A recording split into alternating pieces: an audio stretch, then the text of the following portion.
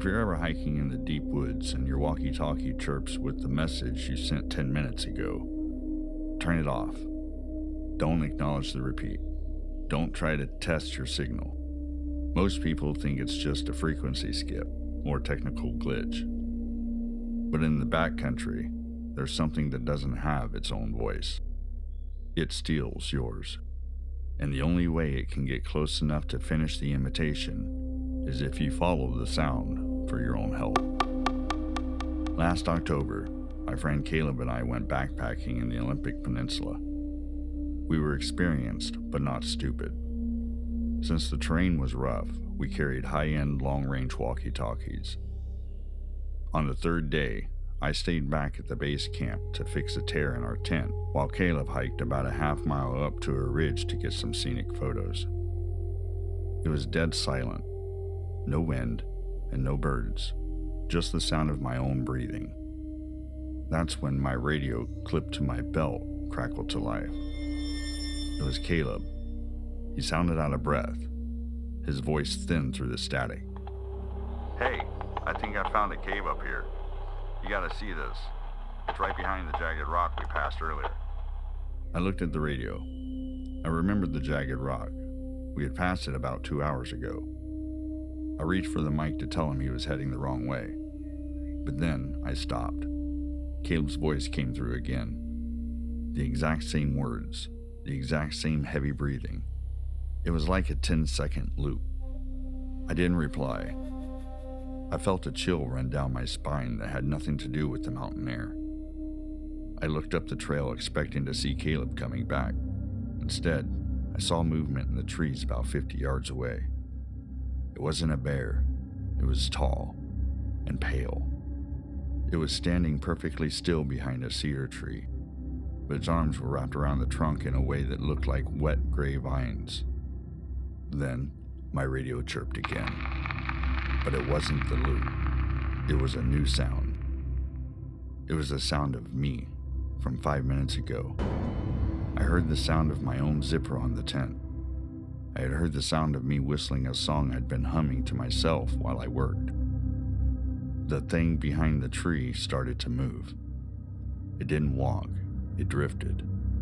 And as it got closer, the audio on my radio got clearer. I realized the radio wasn't receiving a signal from Caleb. It was receiving a signal from the thing in the woods. It was vibrating its chest at a frequency that my walkie-talkie was picking up. It wasn't just mimicking my voice. It was mimicking the radio waves themselves. Caleb finally came back. I saw him running down the ridge looking terrified. He didn't have his radio. He had told me he dropped it when he heard me calling from the inside of a dark crevice in the rocks, using words I didn't say. We threw our gear into our bags and started the 3-hour hike back to the trailhead in total darkness. We didn't talk. We knew if we spoke, it would have more material to use. The creature followed us, staying 20 yards back, just out of reach of our headlamps. The worst part wasn't the sight of it. It was the sound. By the time we had reached a mile from the car, the creature had perfected us.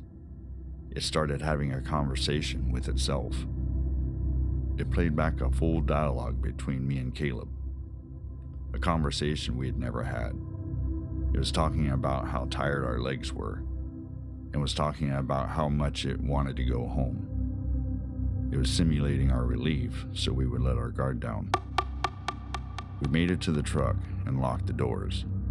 As I started the engine, the walkie-talkie, which was sitting on the center console, screeched with one final bit of feedback.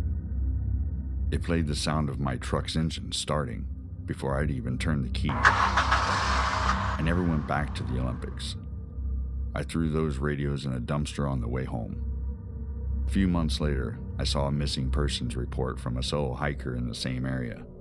The police found his campsite completely untouched. His boots were still in the tent.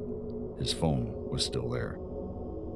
The only thing missing was his emergency radio.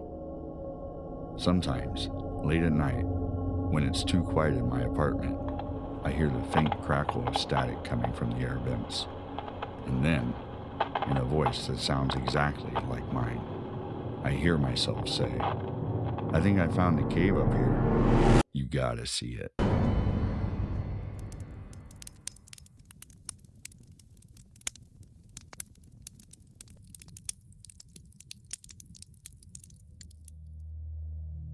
There's an old rule in my family. It's something my dad told me when I was 6, and he said it with a look in his eyes that told me it wasn't a joke. If you hear your mom call your name from another room, always wait for her to say it a second time. I spent 20 years thinking it was a weird superstition, some leftover folklore from the old country. But last Tuesday, I realized that my father wasn't being superstitious. He was giving me a survival guide.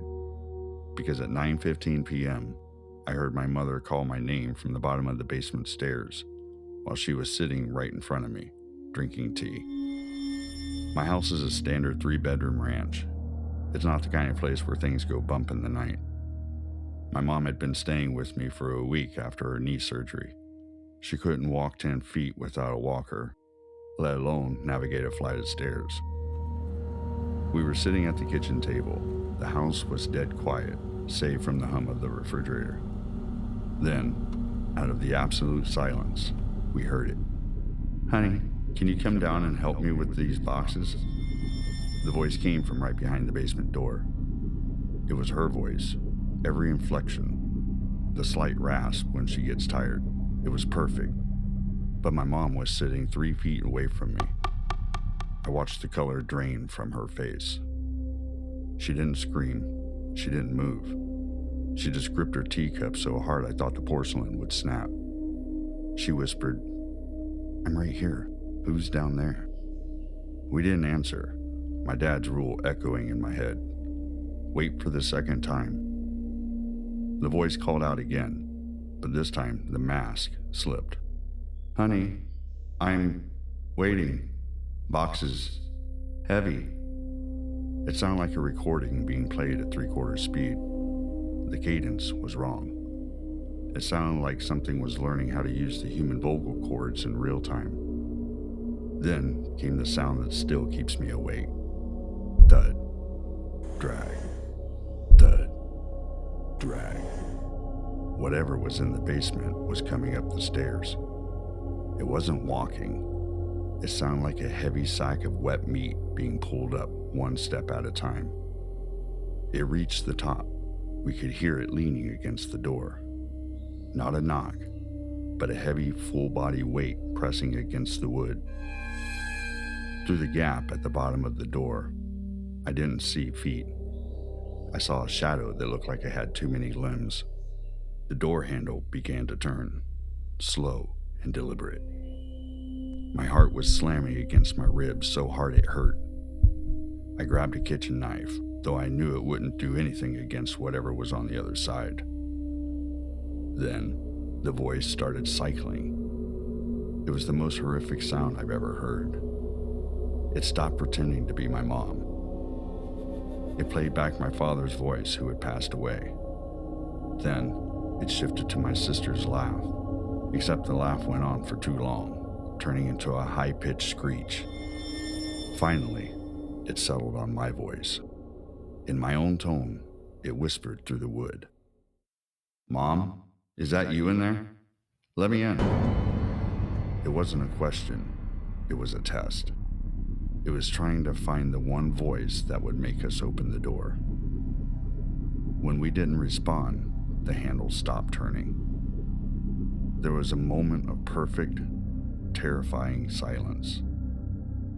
Then, a slow, rhythmic scratch started, like a single, long needle tracing a line from the top of the door to the bottom.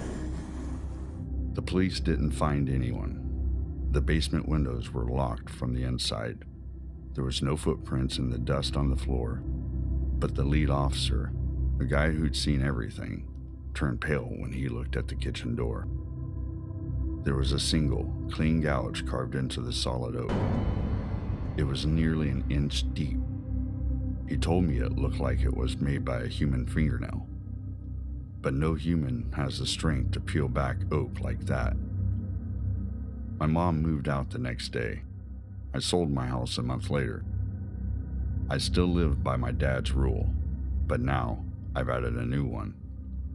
If I hear a voice I recognize and that person is standing right next to me, I don't just wait for the second call.